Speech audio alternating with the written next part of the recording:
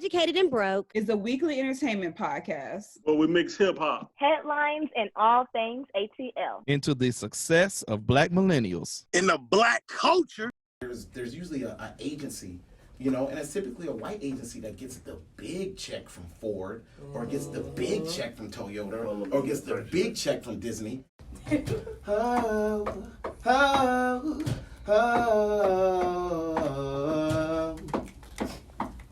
oh. I'm on Black, educated, and broke with no jokes. I smoke and we vibing on this podcast. I saw laughs, got a new Chubb Curry fan, and she's a cutie standing in the corner. Randy got me chilling, even though she ain't have no drink for me. But Poseidon got me. I was eating and broke with no jokes. I smoke and we vibing on this podcast. I saw laughs, got a new to have no drink for me. But Poseidon got me. The vibe is for free. Yes, redo.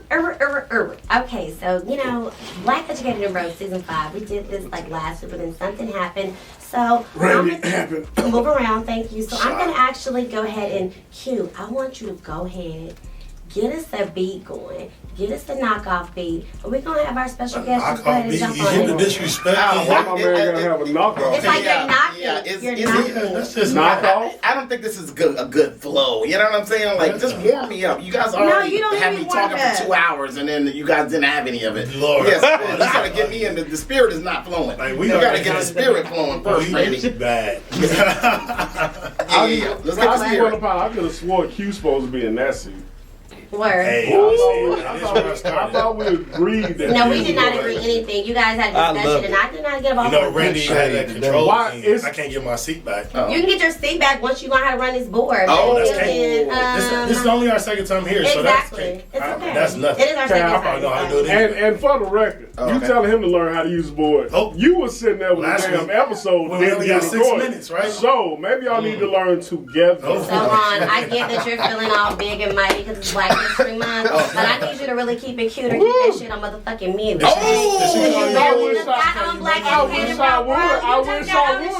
wish I would. Where's the mute? Look at that boy. I'm just trying to call you Mighty Joe Young. I did not say you. Mighty Joe Randy is disrespectful. What is Mighty Joe Young? You don't remember that movie, Mighty Joe Young? Young, Mighty Joe. No, I think it's an ape. It is. Oh, that's a commercial. Sean already gonna make a ride home in the trunk. Okay, you know what?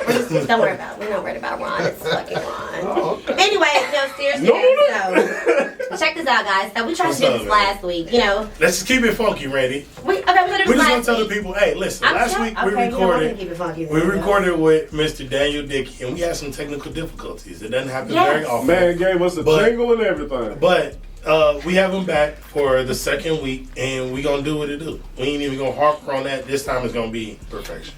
Yes, perfection. So let me reintroduce him. But I'm going to let him introduce himself because he does such an amazing job at that. But I just want to say that, in honor of Black History Month, we want to highlight Black pioneers that are making a difference right here amongst our own circles. And so we wanted to have this gentleman on the show because he is truly impacting lives. Like, he literally grooms and makes men. And I'm like, man, this is the type of pioneership that we want to listen to, we want to look up to. We need this type of influence. We got to have him on the show. So, y'all, make some noise for Mr. Daniel Dickey. Welcome back. Welcome back. That's Atlanta. What's all that? That's Jeezy. That man did not have coming back on his schedule. One and done. One take. I mean, it's like, I hope you gave Randy the blues about that shit. I know y'all be with each other regularly. I hope you said something, man. Well, no, definitely. I'm not one of my mindset on general is to keep it moving forward positively and productively no matter what. All right. So, yeah, no, I did not give her the blues. I gave her the side eye, and then I said no.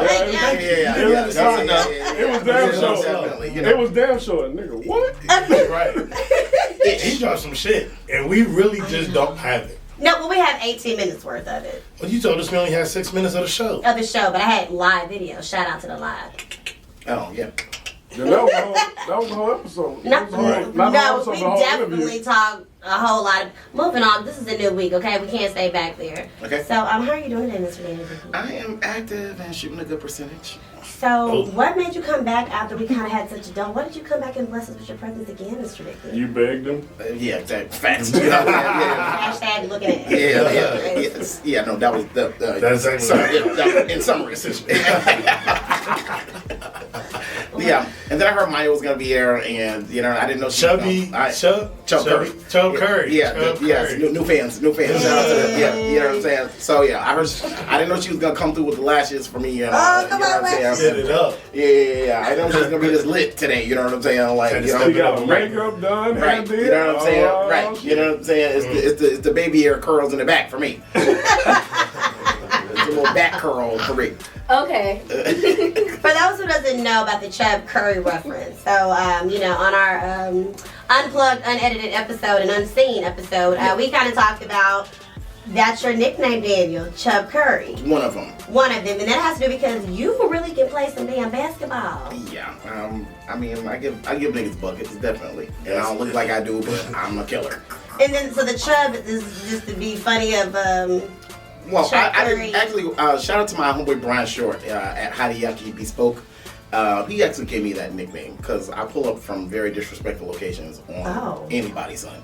Oh. Yeah. Or anybody's daughter. You know what I'm saying? Like, I play with some WNBA athletes, Olympic gold medalists, all of that. Yeah. He was giving them buckets. I mean, that's what I do. If hand down, man down is definitely hand down, man down. You had the proof on your Instagram. Let him shoot. Hashtag Chub Curry. Look for that. Yeah, CHUBBCURRY. You know what I'm saying? I'm the other Curry. You know what I'm saying? Yeah. Not Seth. Not Steph. Not his brother. Yeah, definitely. Okay, but that's one of your many talents, though, being an athlete, because you do a lot of that. But the main thing we knew that I know you as, you are a civil rights activist. That's one of the main things that I know you always are thinking about our whole generation, our whole race as a whole, and things we need to overcome and do better at as a people. Yeah, I'm actually just getting back from being in Miami for the 10th year celebration of the memorial of Trayvon Martin. And so I was there over the weekend with Al Sharpton, Tamika Mallory, and some of the top activists across the world. Nice. I like that. And, with it being Black History Month, and like I was saying in the beginning of the show, we wanted to have you on here because, you are a pioneer. Your representation of, I feel like this is Black history we sit in the making. And so what I just want you to do is kind of tell a little bit about our audience, a little bit about your background, a little about what you've done, and why are you known as the GOAT in these Atlanta streets? Because I know you are, because I've been around, and everyone knows you. Everyone respects you. You talk from the owners up, everybody, you get in with access. I want you to kind of talk about your background so they'll understand why it don't make sense. Well, I am a true Renaissance man, which means that I'm versed and capable across lots of fields and expertise. I own an award-winning brand management and strategy consulting agency called the Resource Guild. Yes, in that space, we work with iconic brands like the Ferraris, the Maseratis, the Miller Coorses, the Hennessy's, but then also the 2 Chainz, and in my career I've worked with LeBron and all kinds of people. Yes. And so then I'm also a singer-songwriter. I went to college on vocal scholarship. As an artist, I've been blessed at this point to open for John Legend, Jagged Edge, Carl Thomas, Ryan Leslie. I did NBA All-Star Weekend 2019. I performed my music on NBC. And then I'm also, as you said previously, an activist. And I channel that through the Hosea Feed the Hungry and Homeless, where I am the chairman of the Young Professional Advisory Board. And then I also am a lead on a program called Big Brothers Anonymous. And that's a program that we do to impact young Black men from the ages of 12 to 24, which is really the Boys to Men process for Black men. And I do that with the Barack Obama Foundation and my Brothers Keeper Alliance and the Fulton County Youth Commission. and it's something we do at the Legacy Center. So I'm about that life. I'm a award-winning, championship-winning basketball and soccer coach. Oh, shut it down. Wait a minute, coach. Wait a minute. You was coaching soccer too? Yes, yeah, definitely. I grew up playing soccer. I'm from Wilmington, North Carolina. It's super duper white. You know what I'm saying? So yeah, and growing up, oddly enough, I was too skinny to play football. Oh, shut the door. Keywords, oddly enough. You know what I'm saying? Yeah. I know you can be too skinny for football. Yes. Too many boys, they get skinny. Yeah, there's definitely still like a weight requirement at every phase. Mm-hmm. Yeah, definitely. Okay, so people can say like, dang, that's a lot. Like, ain't that too much that he's doing? Like, how you able to do all of that? And I would say just because, you don't do it alone, like you believe in helping and using each other to all make it happen. Facts. Yeah, I think we're all put on this earth to be the answers to each other's prayers. And I think that's one of the reasons why I think in the Black community there's so much despair, there's so much depression. Our suicide numbers are going up at high numbers, and I think it's because we aren't really tapped into each other and we aren't really tapped into our purposes. And I think that we're all here for the same things. Now, how do you feel like somebody should be tapping into their purpose? Well, I actually created an algorithm for that. It's something I call the purpose algorithm, and it's helping others plus your unique gifts, skills, and abilities equals your purpose. Like there's no, God is not going to be talking to you in that way, but if you definitely, but he will bless you on your way somewhere, and he'll definitely bless you on your way to being a blessing to others. Mm-hmm. And say they're helping others, but some people kind of like stem away from that because you try to help somebody, they trying to take it, make it their own. They trying to start something that's maybe an opposite or maybe a competition of you. But where's the line? I feel like maybe with helping others, there kind of comes where you gotta maybe be cautious at some point.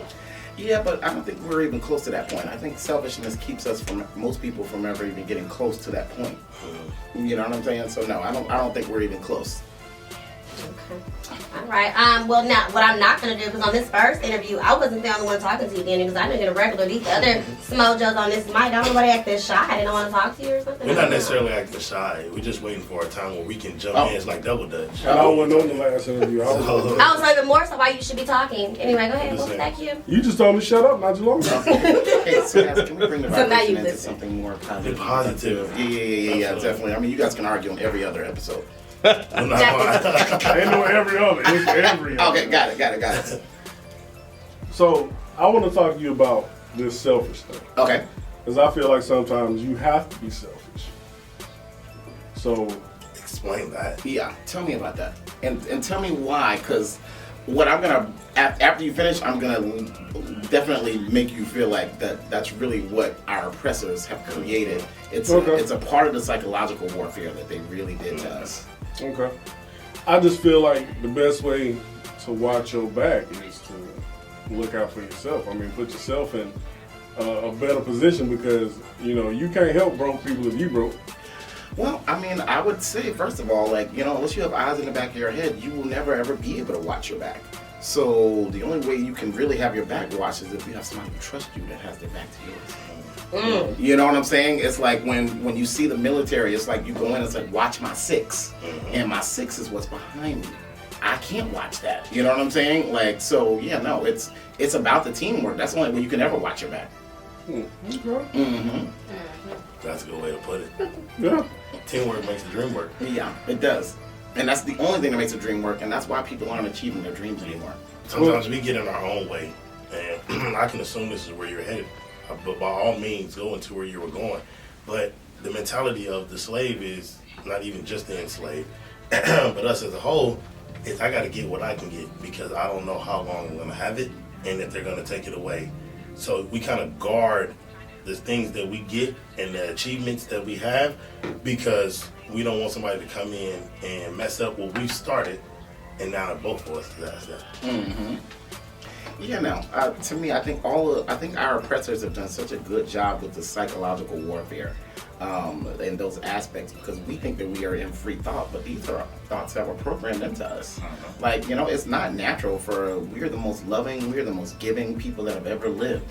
Like, and even when you look at the reasons why we fell from having all the power and all the information and all those kinds of things, is because we trusted people that didn't have good intentions for us. Like, you know what I'm saying? It's like, like we trusted white people, thinking that they were, here to help and all that, but they were really here to pillage and destroy. And so that the selfishness is something that really keeps us. Because to me, in my opinion, I honestly think that I don't think racism is the biggest problem that we face in Black America. I think the biggest problem we face in Black America is that Black men and Black women don't get along.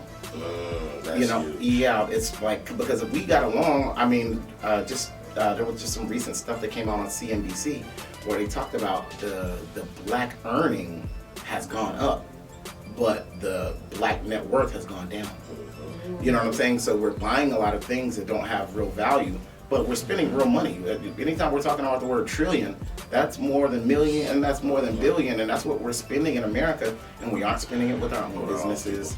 You know what I'm saying? We aren't spending it intentionally. We're buying a lot of things that have no real merit or no real value. We're still buying these luxury brands that aren't made by us, that are literally exploiting us and exploiting our likenesses, exploiting our symbols. So I think it's just, we really do have to have some type of awakening that reminds us of who we actually are. You know what I'm saying? Black History Month is a good time to kind of think about these kinds of things, because we derive from the people who created everything. You know, and when we were creating everything, we weren't thinking that we had to watch our back or be selfish or any of those other kinds of things. It was the exact opposite of being those things. It was, I understand that if I'm putting my peas into the pot and she's putting her peas into the pot and he's putting his peas into the pot, there'll be more peas for everyone. Mm-hmm. But it's like with everybody having that mentality that, they can't work together, because like for those, like, I want to work and help this Black person, but this other Black person is so like they're not motivated, they're keep turning shit down. It's like, where do you kind of find that moment? I can understand, but like, dang, I'm trying to reach out and put around me. Nobody's trying to do what I'm trying to do. Nobody's really trying to help. So you find out doing it by yourself. Yeah, but the thing is what we got to really look at is like, like they say, there's nothing new under the sun. Mm-hmm. Like, nobody has this so groundbreaking original idea. We're all doing the same shit.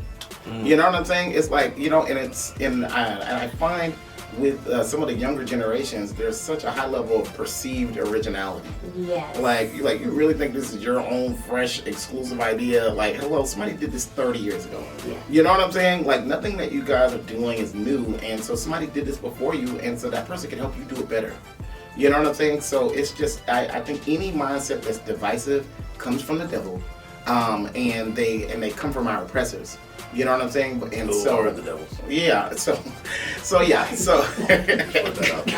Okay. Yeah, but it's just there's no reality to us not being able to do things together, because again, when we were building this country, we were doing that together. You know what I'm saying? It was begrudgingly. It wasn't happening. It wasn't happening of free will, but we were still doing it, and we were doing it together. And there were systems and all those kinds of things, and people still leaned on each other, and they still trusted each other, and they still looked out for each other. And so what the trick is now is to have everyone thinking, like you just said, like, oh, I can't, nobody else is doing this, nobody's gonna help, but there's a bunch of people that are willing to help. They just need to be coached, and they need to be influenced in the right ways. Just almost you have some level of patience. No, definitely. And there's a relearning that has to happen. Like, I think that just the system that we have is not one that's going to teach us to be, they don't want us to be together. So togetherness isn't going to be at the top of the food chain. It's going to be, have your own, start your own. And what we see now, you see the amount of spending is going up, but the worth and the value has gone down. And so we're all ready to start our businesses and all those kinds of things, but at the end of the day, we aren't growing vertical companies. Mm-hmm. And most people aren't even employing people. Yeah. You know what I'm saying? All these air quote bosses, and there's just them. Like, how can you be a boss? Like, you don't have any employees. You know what I'm saying? You're not a boss, you're self-employed. You know what I'm saying? And so, our people don't need a bunch of self-employed people. They need people who are building companies that can employ other people. Yeah. And that's not traditionally what's happening. Too many chiefs, not enough agents. Right, or Indians. Right. Yes, yeah. You never heard somebody say, that don't make it right? Yeah, it's a derogatory. It is derogatory, brother. Yeah. Please forgive me. Yeah. We got you. Educated, please. On behalf of the Native Americans. Right. Yeah. But you're talking about that. It brings up something else that you always talk about, and I would love for you to expound on that, about eliminating the word humble. I love when you talk about that because that's just a reality check that we all need to listen and hear about. Eliminating the word humble. The word humble isn't helpful to us, and I think the word actually really, when you look at the definition, I think it really rivals the definition of low self-esteem. You know, because the word means for you to look at yourself as someone who has a low amount of value and importance. You know, it has nothing to do with how others see you. It's about how you see yourself. And the word humble is to look at yourself with a low estimation of your own value and importance. How could that be helpful to oppressed people in an oppressed land? Okay, so what if somebody says, I don't want to be a person that brags, so... Yeah, but the thing is now what we look at as bragging is people, you know, like for me, like just what I told you who I actually am. If, you know, for a low vibrating person, it could seem like I'm bragging, but it's just my actual life. These are the things that I actually do. I have receipts for all of this stuff. You know what I'm saying? So this isn't bragging. This is who I actually am. And I think the humbleness makes people not even take up the space that they were allotted, the space that they're supposed to take up on the earth. Okay, well that's why I like when you think about that, because everywhere I go now, I be like, you know, they think about, what's that, Kendrick Lamar, be humble, but you know. That was a dumb song, Kendrick Lamar. Sit down. Yeah. Like, why would you tell black people to sit down? We need to be standing up for a lot of shit and standing with a lot of people on a lot of shit. Come on, Jessica. Yeah, so no, we don't need to be humble or sit down. That was a dumbass song, Kendrick Lamar. Alright. Like, hashtag no filter. Yeah, I think that was hashtag, for the crackers. Okay, well, you talked about buying black, and it makes me think about one of the things that we are talking about, the Black Wall Street Market. Mm-hmm. And that is a place, what is that, in the city of Stonecrest, where people can actually go out and sell their black-owned items, products, and you can go out there and support. And so, I would think, that's the first time I heard of something like that here, and I would think City of Atlanta, Chocolate City, we would have something like that. So that's something you would think maybe would be helpful to have more of those around. Yeah, but but the thing is like, you know, when you look at a city like Atlanta, like one of the things that I enjoy about Atlanta is I think first and foremost Atlanta is the best city to be black in the United States. So without question, I don't think there's even a close rival. Why is it the best though to be black in? Well, I mean because everywhere you go you see black. You know what I'm saying? I turn on the news, I see black newscasters. I go into the bank, I see black tellers. I go into I can specifically and exclusively only go to black restaurants. You know what I'm saying? I can go to black grocery stores. And so while Black Wall Street is new Black Wall Street market is definitely something that's of value, high level value, but there's just areas that you can go to. I mean, damn near everything on Old Nat is, you know what I'm saying? Like, you know what I'm saying? Like, it's like you can find black business and people doing black business everywhere in the city. It's not whether there's a major concentration in one area or not. It's everywhere that you go. Like, you could literally always go to a restaurant for breakfast, lunch, and dinner and never have to spend money with anyone other than black people in Atlanta, just in general. That's real. That made me think about people to say that black people, I don't support some black businesses because it's bad customer service or they take long.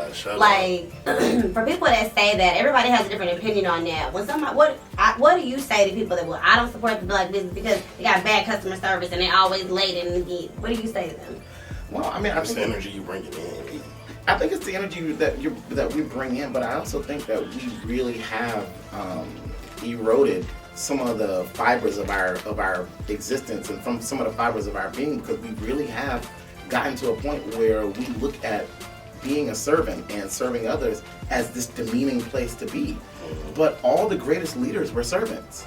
And so it's like when you look at you go to restaurants and stuff like that, and you know, Ratchet Regina got this attitude and all this kind of stuff like that. She does have an attitude. You know what I'm saying? The food was slow. The food was cold. These things are actually happening. But I just think that we definitely can't wait to shout to the mountaintops about how something was bad. But we aren't calling fair games because we don't shout to the mountaintops when it's good. You know what I'm saying? And then we also don't actually ask to speak to managers and owners of restaurants to hold them accountable. We just go to our social media, don't ever go to this place. And we do that so quickly with our own restaurants. But when it happens at these white people's restaurants, they just had a bad day. You know what I'm saying? We give them all the grace and all the passes. So we are sucking at serving each other. Our restaurants a lot of times do underwhelm us at the level of customer service. So there's actuality to that, but it's also there should be some level of accountability, and it shouldn't be going out to shit on the business to everyone else. It should be a conversation with the management and with the ownership of the restaurant. But while you said that, in certain gas stations ran by certain people, they rude and mean to you. Mm-hmm. In certain nail shops, you go and get your fingernails and your toes done, they rude and mean to you. Yep. In certain beauty stores you go to, the people mean and rude to you. Facts. Still continue to go to. So why is it that if it's a black-owned place that we have these? It's just like nothing can go wrong because it's a black-owned place. Mm-hmm. But anywhere else you continue to go. White people mean to you in their establishments. Matter of fact, for years they didn't want your black ass in there in the first goddamn place. So how is it that we have these?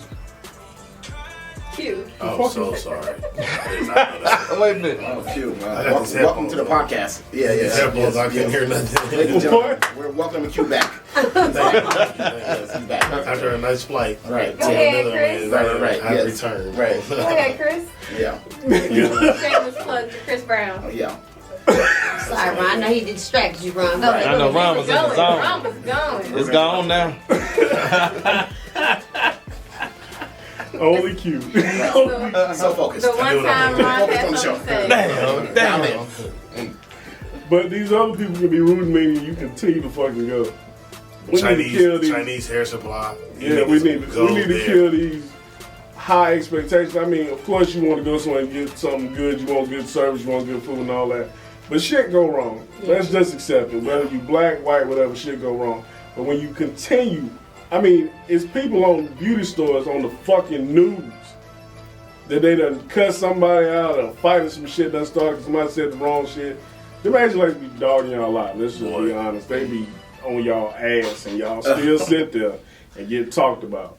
So In another language, they in shitting on another you. language. You don't even know how they shitting on you. So like, kill these high expectations, man. Shit happen. You go plenty of places that are black owned and shit go the way it's supposed to go. You gonna go somewhere some shit go wrong, just the way it is. But we also do have to get back to, valuing our people and seeing the value in them, seeing the value in spending our money with them and all those different kinds of things at a much higher level. Like I say all the time, I think it's unforgivable that Chick-fil-A gets to sit so high above every other fast food restaurant related to customer service. You know what I'm saying? Like I'm ordering at a drive-through window at every place, and I'm pulling up to another window and I'm asking for ketchup and extra packets and all that kind of stuff like that. And that's the only place that gives you that it's my pleasure. You know what I'm saying? Like that it's my pleasure energy. You want no matter how many you exactly. Want. And so McDonald's, they're open. Burger King, these places are open and they're doing the same shit. They're putting some meat between some bread with some stuff and some French fries and a drink. But why does Chick-fil-A so much higher? You're not gonna do that. Yeah, well, I'm not saying that it tastes the same, but the point is that it's all the same shit. It's like I can get a chicken sandwich anywhere. I can get chicken nuggets anywhere. But why are they so much better about the way that they treat you than everyone else? Like why? Like are these other restaurants not teaching at that level? Hell no. You know what I'm saying? Like, and what is that? McDonald's didn't give you a whole bunch of hours. Remember when I was young, I had a job at McDonald's. I got like 5 hours a week, bro. My mom was mad as hell. Exactly. McDonald's ain't never got nothing working. Everything always broke. No, they don't be broke. They just be trying to clean that motherfucker and they don't want to have to start it over for your ass. Either that or it's broke. Like the McFlurry machine. Every time I go in there, every summer when I want an Oreo McFlurry, the machine broke. What's working? And it be all of them too. The ice cream machine is always. It be all of them. Every location you go to, it ain't working. But wait, real quick. That should be fixed now because they did actually make headlines last year that all the machine was getting broken, and the CEO came out and spoke about getting them all fixed. So you guys shouldn't be experiencing that. Y'all shouldn't be McDonald's. Well, Ronald McDonald You don't see how give a quickly that went fuck. away though. Like it came up and then it went away, so we don't even know. Right. But It's gonna be up for this week. I'm mad he came for the Jesus chicken like Chick-fil-A got. They got secret sauce. Yeah, but we're not talking about the chicken. We're talking about the service and why is their service so much better than every other fast food Get place? that promise off. Yeah, like that's the issue. But it's the issue with this. It's the issue with in being in service to others in the first place. Like why? When did we to come here to be servants? When did we decide we were going to be so bad at it? I guess when You your said designated something off like day is a Sunday, you gotta be nice. Like, I'm saying. okay. It's a Sunday, God bless you. That's a good question, though, Daniel. I think Chick-fil-A give them people like a manners class or something. No, they definitely do. They obviously have a real commitment to it. But why don't any of these other restaurants? Why don't our black-owned restaurants have that same commitment to customer service? You know what I'm saying? Why is it like, you know, why does that energy have to come from them? Like, you ask for that, and it's But you know what? you know what I'm saying? Like Yeah, but you know, all I asked for was some ketchup. You gave me French fries. Yeah, but you know what though? Extra salt. In defense to some of that, I think the old saying goes, "You give what you get." Yeah. So like, I think like if something You don't goes have wrong, to, though. yeah, but if you a customer, right? I mean, you don't have to act the ass, but you know, sometimes we can go somewhere and act the ass, and then when you're dealing with each other, it's like, oh nigga, we not doing this. Mm-hmm. So then you end up with that energy coming right back at you, where you could calmly say, hey, this is not correct, blase, blase, could you fix it? And somebody say, yeah, I'll take care of it for you. And they'll take care of it for you. Yeah. But when you go in there, hell no, Yeah. I paid my money, why the fuck this ain't the way the fuck I wanted it? Come on, fam. Yes, Georgia. What you Straight out of Georgia right get there. your Texas ass fuck out of here. I mean, but that was a great Georgia accent stuff. But go ahead. Yeah. But like you give the energy that you get. So I mean, sometimes we need to correct the way we deal with people. I do agree with that. You're not in Chick-fil-A with that shit. I assure you of that. Oh, well, yeah, I done seen a couple ratchets that tried I ain't never it. seen nobody. I have. I sure have in Lancaster, Texas. But, you know, but I like that you said that because I think that's the main thing, too. Because I didn't, you know, may go to these maybe fast food places that are in the hood, and I see the attitudes. I see it going. But, you know, you're right. If you're like, oh, hey, sorry, can I get just one more of those? And they're, yeah. You're right. You're cool. They kind of like bring it down. And I think that goes back to the vibrations. If you're giving off good vibrations, it's like they automatically like, okay, let me bring it down. So I think it's how you talk to people. I mean, me personally, if I go somewhere and get some bad service, it's a good chance I ain't never coming back. I don't care if it's black, white. Now you just why? You said everything's not gonna be a perfect experience. It's not, but just sometimes you just get like a vibe like this is how it is. It's just how shit is. I think at a certain point, it's like, my one and done is because I did talk to somebody in leadership, and they weren't willing to make any of my grievances right. You know what I'm saying? But it's definitely not because, you know, because then sometimes you find out, you know, the girl's in training, she just started, today's her first day, and all those kinds of things. But it's also just, I don't think we are doing a good job at, again, the customer experience aspect. Like, it very much bothers me when I go to restaurants and the waitresses and waitstaff can't tell me whether something is good or not because they never had it. Like, you know what I'm saying? Yeah. Serve these niggas everything on your menu, so when I ask them about it, it's not, oh, I never had that. You know what I'm That's saying? what Chef Ramsay makes people No, let me know what's going on because you know what's going on. Mm-hmm. Like, if it's not against, if it's in your diet, then you should know what this tastes like at this restaurant. You know what I'm saying? But it's just all those little things just kind of go back down to us just not willing to bring excellence to the table on a regular basis. Like, I think we stopped really trying to be great. And I think that's really what the challenge is, even as it relates to customer service and so many other aspects of life. But it goes back to your very key principle about helping each other. So like in situations of, hey, taking the time to talk to the owner, to talk to the manager, you know, like, hey, and just being, you know, giving people an opportunity to change and not being so dismissive. I think that's still like the root of it. Mm-hmm. All right, so I want to go ahead and get ready to wrap up here because we got another Slapper Dapper guest coming on later on today on the show. But before we do this, Daniel, Black History Month, you know, February 1st, February 28th. You a pioneer in the African American community, a trendsetter, a leader. I always like to ask our guests, like for those that are listening, what are some last impressions that because you know you dropped more last show, but that's my fault because it didn't work out. But what are some lasting impressions you want to leave out for our audience? Can we savor that moment I was just going to tell you something to say. 3 seconds. I was just thinking that. Ashe, thank you. I just wanted everybody to remember that Randy admitted to fucking up. That's exactly what I was thinking. Oh my, really? We on the That same was page. so That's dramatic. Go ahead. That's go. exactly the fuck I was thinking. This is positive vibrational energy. Remember what the energy said? Respectful as our guest is still right here. Thank you. Right. I'm sure he knows you don't admit when you are. I absolutely do. I'm very accountable. Yeah, she has to because I'm chill. She works with him. Smile. So, Yes, giving CEO energy. you're really interrupting this. Yeah, so I don't even I've just been distracted the whole episode by Q. Like, he's on his phone, he's on Snapchat, he's on Instagram, he's not engaged. Like, it's just, to be treated so rudely, you know what I'm saying, on my second episode, you know what I'm saying, that I came back and Q just, we heard his music coming through. I went over it's his Instagram feed. He went through every social media platform. He hasn't asked me maybe 2 questions. You know what I'm saying? It's my Black Kings. You know what I'm saying? Yo, the look on everybody's face when their music stuff. It was Q.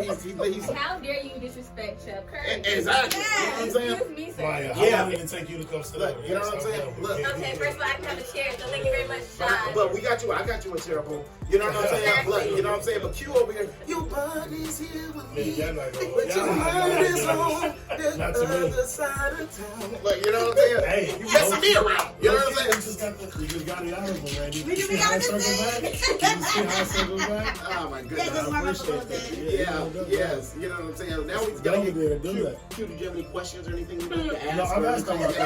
Oh, okay, got it. Last week I asked a multitude of questions. Okay, this week, multitude of social media? No. Last week I asked a multitude of questions from you. Oh, okay, got it. Yeah. I don't remember them, but I remember the fact that we were engaged. Oh, okay.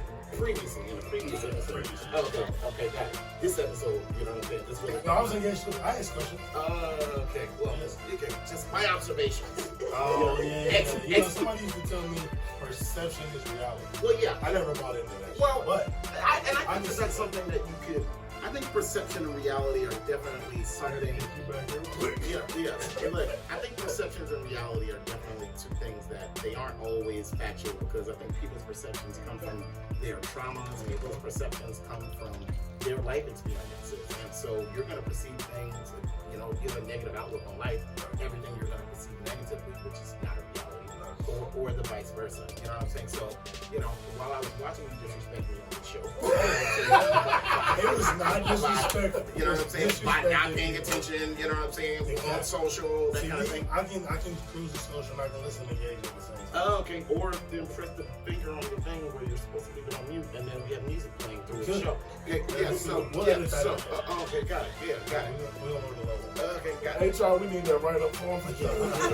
Yes, facts. It does. Drag me out here and ignore me and shit. You know what I'm saying? Like, it's so basically, it's not really me. It's the fact that Randy fucked up and tried to bring you back out, and now you're here. So I get it. I picked up on that. Okay. Passing the bullet. Yeah. I'm just saying. Yeah, it's not high level vibration. You know what I'm saying? Nevertheless, I just wanted to address for the record, okay? So what happened was there was a technical issue, okay? It wasn't necessarily my fault or anyone's fault, okay? Shout out to the Rice Building and allowing us to do our podcast in their wonderful podcast studio. But we had a technical difficulty, and therefore that amazing first-time interview was scratched. So we're very grateful to you that you came back. Right, and Q was obviously so triggered by it that he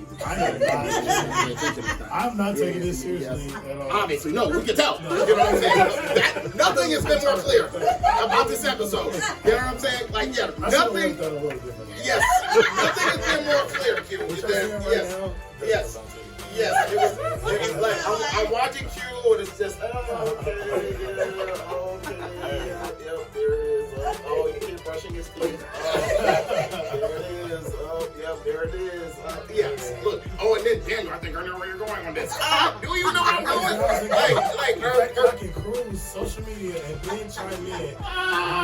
Erroneously. Yes. I think it's time for us to take a moment and bask in this moment. Yes. Thank you, God. Can we just take a moment to savor this moment? If this is what you call one on Q, chumps on Q, then we got a long way. I'm just glad that I had this. I'm just glad Maya was here to give me comfort in the midst of the turmoil that I was experiencing on this right side. You know what I'm saying? But you know what I'm saying? Like, just, so, Maya, thank you.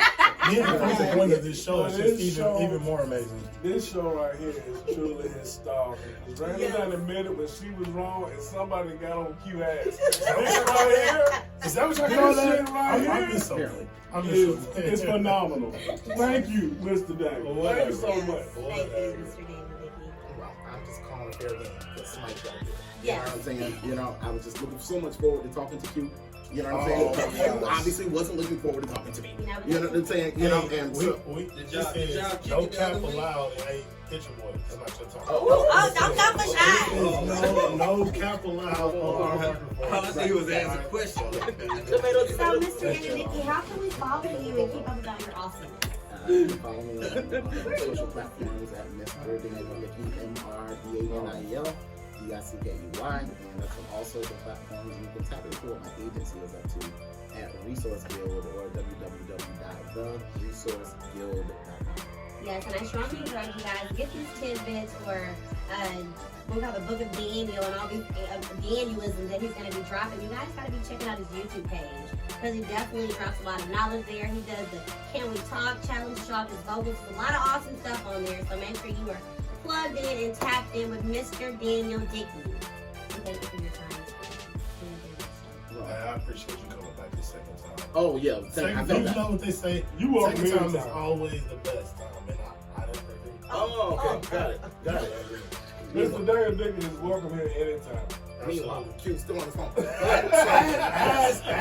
I'm on his page. Okay, All right. Yeah, so check. You should have got an alert. Okay. All right. Okay. I don't get those alerts. I'm not that pressed. You know what I'm saying? But you know what I'm saying? Know. Okay, Q. We on behalf of all the people that were here for the show. I appreciate y'all, man. Yes, we appreciate you. That comes from long and far. Okay, got it. Yeah, got it. Y'all keep it live right here on Black Educated. Amber, that was a lot of fun. I want to give a big, huge shout out to Mr. Daniel Dickey. You have been extremely enjoyable tonight.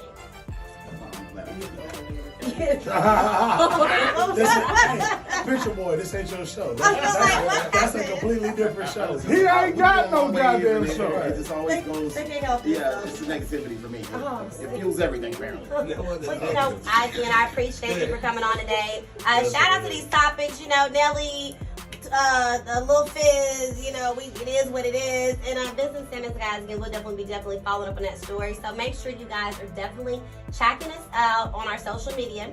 Make sure you're following on Black Educated and Broke. That's on Facebook, that's on Instagram, and follow us on Twitter, BEB Podcast _ATL. If you want to catch up on all of our websites, our episodes, they're on our website, which is blackeducatedandbroke.com. So next week, we got another dope show. We have a wonderful author who's going to be on the show, and her book is titled Modern Day Lynching. Like that and enough is just what. So we're very much excited to talk to her. You know, being that we're definitely doing Black History Month here, we want to highlight all Black excellence. Hence why we had Daniel Dickey, and why we look forward to Shy Rich on next week. So guys, on that note, we're going to be out. So make sure you like, follow, subscribe. It's been your girl, Randy. Oh. No damn direct. None at all. It's so good to see everybody. I'm content producer, move director Mike D. It's Maya. It's been your boy Ron, and shout out to our friends over at the Green Toll Hemp Farm. They got a new location, 825 McDaniel Street, Atlanta, Georgia, 30310. Use the BEBATL 2020 promo code. You can save 10% off. Tell me your boy Ron sent you. Yeah, it is! Sorry, I can't. I don't know how I'm supposed to follow that. It's been the takeover, man. You know, we back, baby. Studio time is demon time. Back in the stewie. See y'all next week. Man, grab your phone, grab your mama phone, grab your auntie and your granny phone, and tell them to follow us on Instagram as well as Facebook. And that's going to be at Black Educated and Broke. We also on YouTube, y'all. Subscribe. And follow us on Twitter at BEB Podcast _ATL. Now, if you forget, I'm about to kick your ass. Ooh, not the A. All right. We in the A.